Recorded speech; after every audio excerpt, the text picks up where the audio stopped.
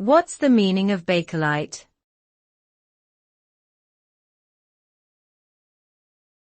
Bakelite.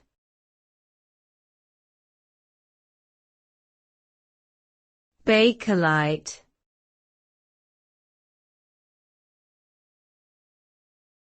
Bakelite.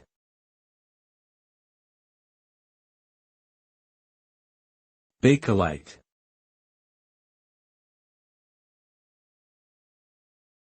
Bakelite is a type of plastic that was first invented by Belgian chemist Leo Baekeland in 1907.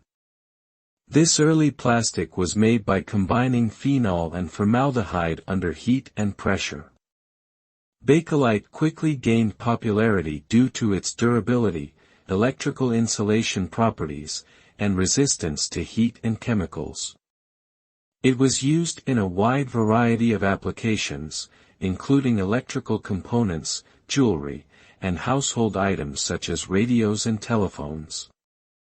Bakelite played an important role in the development of modern plastics and is considered to be one of the first commercially successful synthetic materials.